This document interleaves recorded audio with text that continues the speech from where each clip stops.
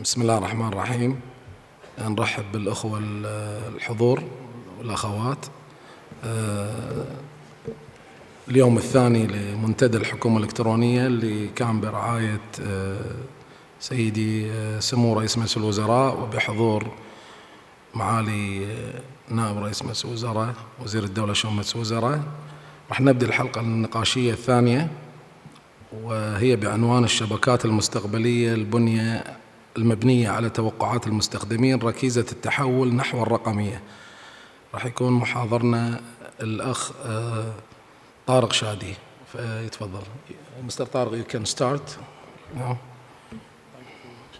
يكون مدة العرض 30 دقيقة. So, thank you for the introduction, and it's a pleasure to be with everyone today. I hope everyone can hear clearly. It's the first time I've used this thing. Today's session, in the next 30 minutes, will be covering exactly what Cisco's offering is and what we offer in terms of our partnership to our customers, especially in the public sector, our government clients, when it comes to building a roadmap and digital strategy to actually digitize your business. And the title of today's session is Cisco Intent-Based Networking. And the network at the end is the cornerstone to any digital strategy that our customers employ. And we'll be talking on what we see in terms of the market trends and where Cisco can assist you in overcoming those challenges and also building a strategy which is fit for the next decade and even beyond that. So I think the biggest shift we've seen in the market in the last 10 years of networking is specifically on how quickly things are moving in the digital sphere. If we go back in the day and we see in terms of what the network was supposed to do and what the network was supposed to offer, the first word that comes to mind is connectivity. And now the connectivity part is really taken as table stakes because the actual user requirement is evolving and transitioning so quickly that the network can't keep up. We'll go into some examples of that later, but what we're seeing and what Cisco has transitioned towards is more towards how can we evolve the network at the speed of software. Because if we look at the user profile and what the users want to achieve, they don't really care of what's happening in the back end, what's happening in terms of the piping, what's happening in terms of the network itself. The users really care about the experience. And this is much more prevalent than actually in the government sector, where every service in many of the GCC countries are measured on what is the actual user experience. So Cisco is ourselves, we're actually transitioning towards a software company. And this transition is brought by what our customers are wanting in terms of features, functionality, and being future-proof going on the next decade and putting up to these threats. So before I go into what our strategy is and how we can help specifically government and public sector customers build a digital roadmap in place, it's important to understand what's happened in the past 20 years or so and what's been happening in the network and how the network has kind of been left behind. So this is, I think, a kind of simplistic explanation of it. So, go back 20 years, desktop computers came out, and the first thing was, okay, I can get a desktop computer instead of typewriting, I can actually word process on a desktop computer. And at this point, my worry was not the network because I'm not even at the point of communicating from one computer to the other, right? This is before even the token ring days. And then we go into the next phase where if you look at IP telephony was moving away from the usual PSTN or PBX kind of systems towards IP, and convergence of IP in terms of voice and data traffic started happening in the early 2000s. And this is now we're already seeing more and more demand coming onto the network, right? So data traffic has a certain demand, then you see voice coming onto the network as well. And then we're going, not only do I want video and I want data and I want voice, but I want it on mobile clients. So the concept of moving away from the actual device to a user and what the user wants to do across multiple devices, This is something which was, I would say, in the early to mid 2000s, people already were carrying multiple devices. Gartner did a study a few years ago. The average user is actually carrying or using 3 to 4 devices, whether those be personal devices or devices connected to the network from a corporate network perspective. So multiple devices, different streams of traffic, and you see things are building up, and then you get a big alert, because now you have security risks, right? If I go and see, if you go across the GCC and we go into many of the government institutions, many of them have not, for example, given guest Wi-Fi because of security. Many of them do not have a BYOD policy, right, because of security. So all of these things, not only did we get challenges in terms of how do we keep up to the demand of the user, but also now we have security challenges. And nowadays, I would say 2016, 17, and the modern days that we're living in, it's not just about having those services, but now we're in the age of what we call the age of notification. We want it instantly. If we look at WhatsApp and we look at all the applications, Instagram, everything is instant now. People are actually conducting business over these applications. So not only do we have such a high amount of data and traffic going over the network, but we also have this instant ability. The user really wants instant access to these applications wherever they reside. So now we're at this point, and this is where I actually started off with, where I want an application, I want to access an application, I don't care where it sits, whether it's in the cloud, whether it's in a physical data center, I want a good user experience through that application, and I want that done in a way which is efficient from IT. And all of this, if we look at, and those of us who manage IT and network infrastructures, we would know that all of that then amounts to us spending more than 40% of our time troubleshooting problems. And I think the moral of the story really is that the network has not really been able to keep up with these very quick transitions. And if we look at businesses, and for many businesses and many even governments, you think, okay, digitization, we have a strategy in place, we want to digitize. But if we look at the threats that if you don't digitize, what happens? You actually get left behind. So if you look at, in the private sector, you look at companies like Uber, you look at companies like Airbnb. Uber is now the biggest taxi company in the world, yet it owns no taxis. Airbnb is the biggest rental service in the world, but it does not own any accommodation. Everything is going towards such disruptive technology that if you're not able to keep up, you will be disrupted. So this is where I think the 3 main trends that we see from Cisco's perspective, of course, digitization itself, the Internet of Things. So we're actually now connecting non-standard things, IoT sensors. I read recently people are even connecting fridges now, and other completely HVAC systems are connecting towards on an IP-based network. And then having that with the new security or the malware that's out there in the actual open sphere, on the internet, and having that done in a secure way. So these are the things that, Gartner did a study with us last year, and if we look at the 3 main unprecedented parts of the network demand, you look at the actual number of connections. So we're looking at millions of connections per second. Sorry, let's just jump slides. The complexity of managing the network operation is increasing at an alarming rate, and this is because of the different silos that we have in the network. So typically you have one team that manages the network. You have another team which manages the security of the network. Then you have another IT team which manages the data center and the applications. And these teams are normally siloed, so there's very little crosstalk or even policy maintained throughout that network infrastructure. And if there is malware or a security breach, the time to detect that breach is actually not quick at all. It can take up to 6 months to find out that a customer has been breached. So this is where I think Cisco, and we find ourselves in this unique position because we are the #1 networking vendor in the world. So what we provide is the cornerstone in providing those customers having a network in place which is ready to keep up with these demands which are changing ever so quickly. And I think I want to go through the actual architecture itself.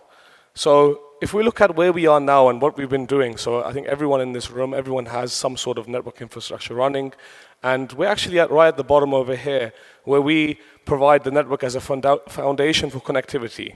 So we allow connectivity to applications, to security, performance, all of these main things. But really what we want to drive now is value beyond that connectivity. So the connectivity itself is table stakes, but what our customers want now are things like automation, things like having consistent security and policy across the whole network, coming from an application all the way down to the user, no matter where the user is. And then having unique information on the analytics and the assurance, so seeing what the users are doing, what are the behavioral trends, which links are used more, which parts of the networks are not used. So this comes one layer above the actual physical network. And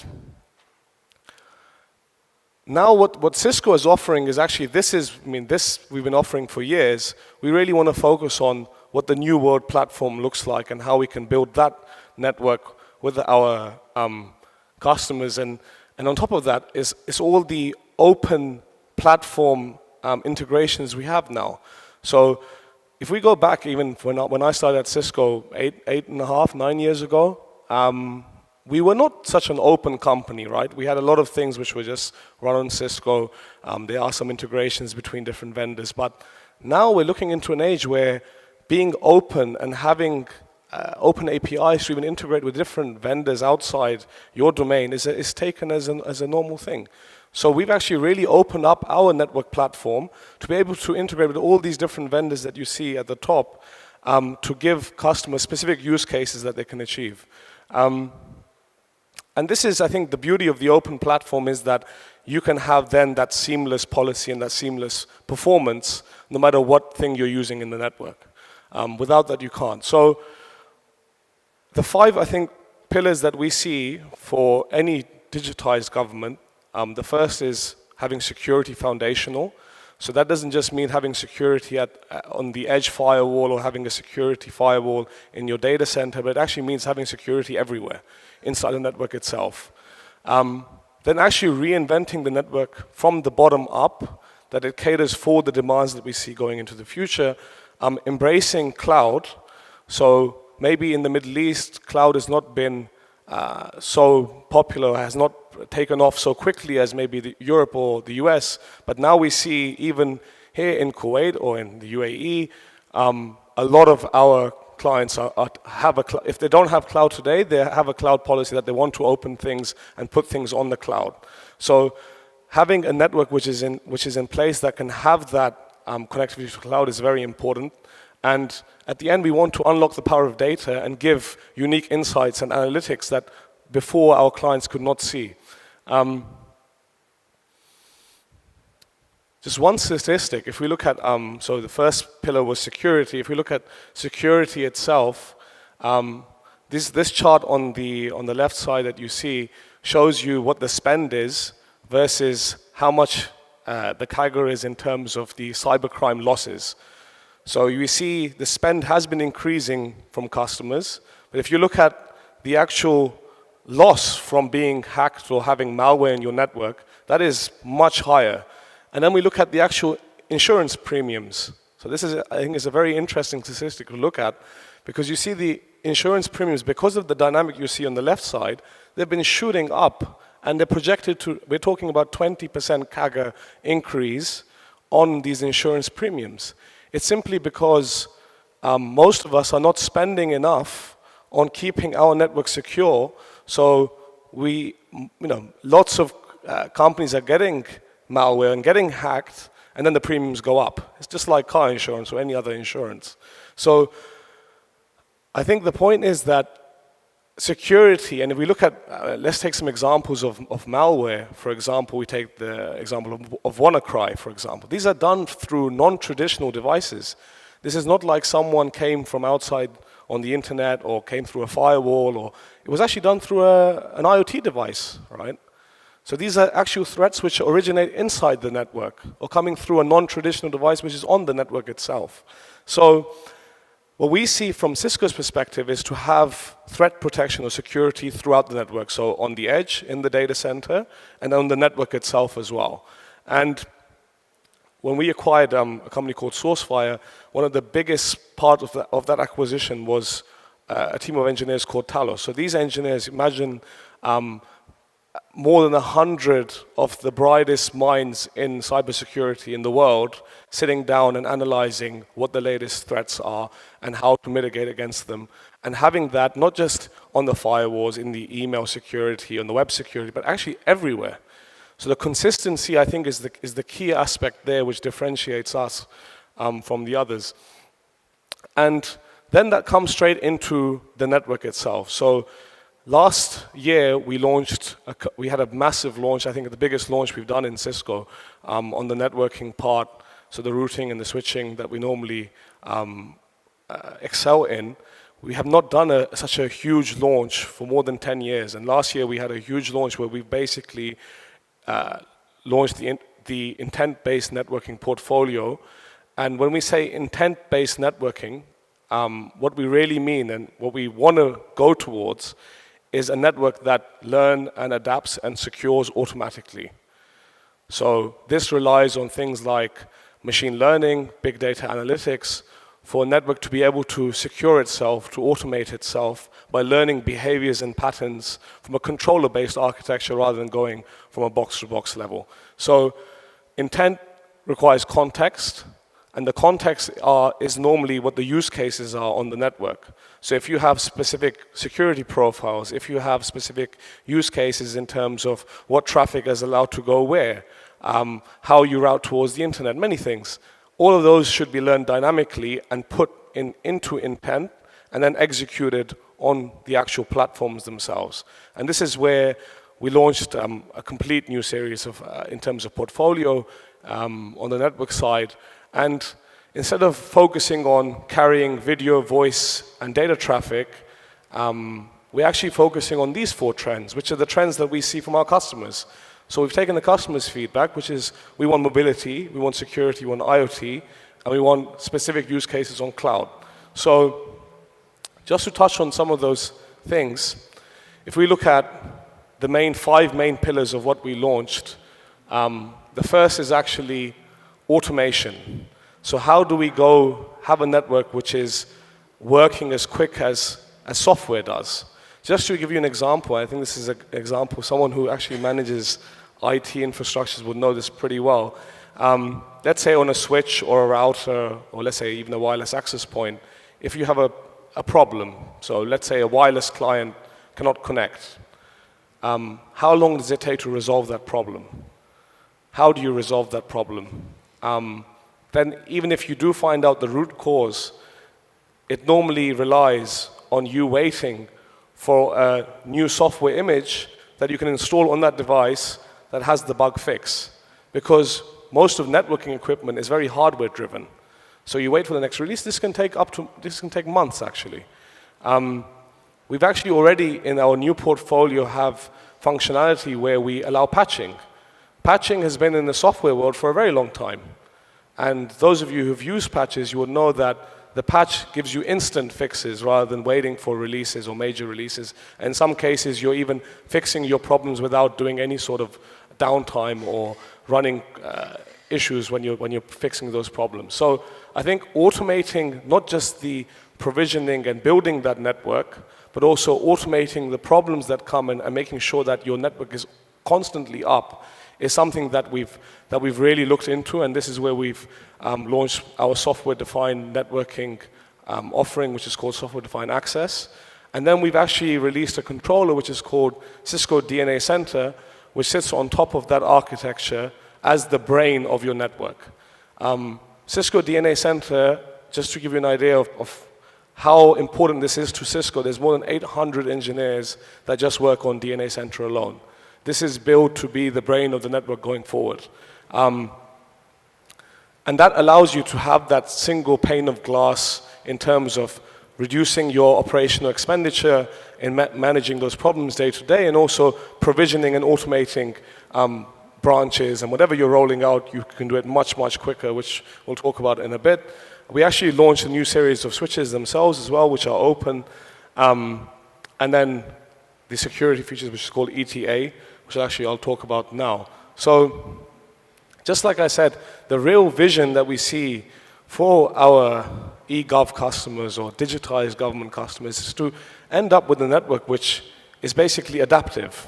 It's learning, it's protecting itself, it's securing itself without any need for intervention. That's really where we're going. And I think Gartner, the actual term intent, I just want to clarify the term. So the term intent-based networking is not a Cisco term even now. So Cisco, we came up with a term when we launched our new portfolio. However, now this is an industry term. So I think that the industry has realized that this is the future of networking, and this is where we see specifically our government customers going. So there are some real case studies done already. So from the technologies I spoke about, we're talking about, firstly, for example, Catalyst 9000 was actually the fastest ramping switching product in Cisco's history. We have never ramped up that quickly on any product before. The second thing, in terms of customers who've already implemented this intent-based network, not just in the Middle East, but also across the world, we're going over 200 logos now, as of today, who have implemented intent-based networking, and they're already seeing the advantages in terms of operational expenditure and just convenience and ease of use. So those are the 4 business imperatives. I just want to dive into a couple of them quickly. So if we look at the security situation and how people are getting compromised, we look at someone coming in, for example, on the last side where you've opened up the availability of how you can enter the network, and people are actually entering from non-traditional devices and gaining access. So this is not a threat from some hacker sitting outside. This is actually an internal threat. And you're seeing that, for example, even when it comes to injecting ransomware into the network, even the side where they're monetizing that ransomware is done, for example, in cryptocurrencies like Bitcoin and other things where it's completely untracked or unregulated. What we've seen in terms of the trend is that as more and more malware has come out, the knee-jerk reaction has been to do more and more encryption. If we look at the internet traffic right now, more than 70% is already encrypted. This has actually meant that the hackers have got also smarter. So what they've done is gone, okay, let's invent malware to sit in encrypted traffic, because if it's sitting in encrypted traffic, you can't see what's going on, right? It's like a black box. So we're seeing more and more malware over the web and also across, which is more on the encrypted traffic. And that means that you have a unique problem now where if malware comes in, it can spread east-west if you have things like IPsec encryption on top. So part of the functionality we've released across our portfolio, not just on our security devices, but actually on the network devices themselves, is something what we call encrypted traffic analytics. And this actually analyzes the traffic without doing any sort of decryption and actual deep packet inspection or any of those things. It actually does it based on machine learning and big data analytics using trends. So this is what the architecture looks like. It's done through the Cisco StealthWatch platform. And you see, I just want to give an example of, which would make it a bit easier to understand. I think the best analogy of this is when you don't have to do things like sandboxing and actual threat isolation, the only other way you can look at things is to look at the flows of data and see trends and patterns. And if you collect enough data, you can actually decipher between different sorts of traffic. So it's like birds flying. A hawk has a certain flight. A crow has a different flight. A robin flies differently. They all have their own trajectory. They all have their own height that they fly at, the speed that they fly at. And it's the same thing with traffic on the web. So if you look at this trace on the right-hand side, you see source and destination IP, and you see the packets going back and forth. And this is a pretty simple example, but you see the difference between a Google search, a Firefox self-repair, and the last one, which is actual malware. It's very distinct in terms of its pattern. So if you're able to capture these things properly, you can actually, without having to go through that whole long phase of sandboxing and doing all those security measures based on certificates and things, you can actually isolate the threat without doing any of that based on your actual network. The second thing, which I think is a unique innovation on the network, is the actual IoT. So we're seeing a lot of non-traditional devices connecting, and actually they pose the highest threat. So if we look now on how we configure, for example, IoT devices. So if I'm going to set up a new network which is supposed to have IoT and different sorts of connectivities, I'm still going box to box configuring. The provisioning is done box to box. One of the main technologies we launched is called software-defined access, or SDN, software-defined networking, where we get you away from this manual error-prone configuration, because sometimes you configure, you get to box number 4, for some reason the image doesn't work or it just doesn't configure correctly, and you do it based on an automated way using scalability in terms of templates, dragging and dropping using this controller-based architecture rather than going box to box. And at the end, this is saving you time. This is giving more time back to the business, giving more operational hours back to the business. So these are some examples. Designing a network goes from hours to minutes. The same things with implementing policy. Provisioning is the same. So we want to make the networking part of IT as easy as anyone can do it. It needs to be really, really easy to do. It does not need that complexity that it had before. And this is the same thing with IoT. So IoT capabilities, when you have it done, when you have security, and when you have set templates to provision those IoT devices, then it becomes much easier to actually deploy and manage those IoT devices in a secure way. And then we get to the last part, which I think is the assurance. So part of the thing that we have on DNA Center is the ability to actually completely have time traces of what's happening real time, and then roll back in time to see what the problem was. A good analogy or example of this is a user comes and says, I can't connect to the wireless. Do we know how many different parameters that could be that could cause this problem? We're talking hundreds, more than 100 things that could cause this. And the actual most difficult part of troubleshooting this problem is actually not even, oh, the wireless is not working, let's go and check on the access point on the client device. It's actually just replicating the problem. So normally, those of you who've dealt with any sort of support, you will see that will be the first thing, okay, can you please reproduce the problem? With DNA Center, we do all of this for you. So the replication of the issue, having a complete time trace collected on what's exactly happened, and then we've already to the point that if that problem can be fixed by a certain measure, which is already documented by our own TAC for the last 20 years, it will be fixed by itself. So imagine more than 90% of the problems that you would face would actually be fixed without needing any troubleshooting. You will not have to raise any support ticket. You will not have to go through any of the troubleshooting procedures. We want that to be done automatically. And this is, at the end, we think about the time saving that this gives to IT. If you think about the availability that this gives in terms of how up that network is, it's actually, it's mind-boggling how much business benefit there is in this. 3 minutes. Yep. So the onboarding and connectivity, the visibility and performance, all of these parameters, we've actually automated on the controller itself. And then we get on to the cloud side. So I think cloud is one of the most talked about topics. It's a hot topic right now. So it's very important that we build, especially our edge architecture, so our routing portfolio, to be able to deal with all those applications which are in the cloud and having visibility in terms of performance into how those applications come into the network and go out.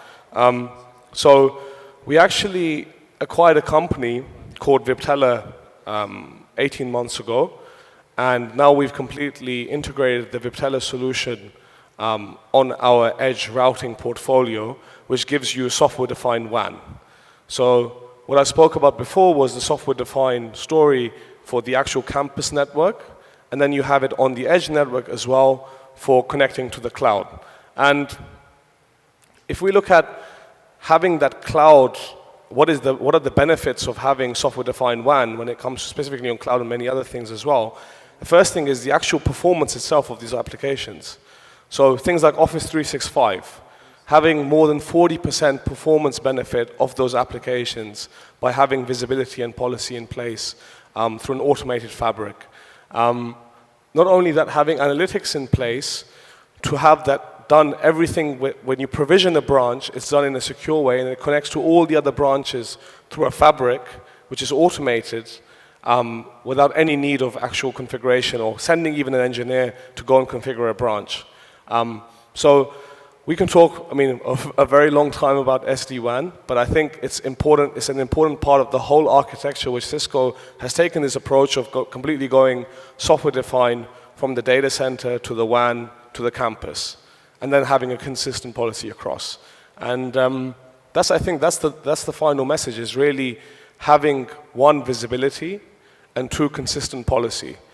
And these two things might sound trivial, but these two things already solve 99% of the problems that we face today on the network. That's it. Thank you very much. Thank you. Thank you. Thanks, Mr. Tariq. Thank you so much.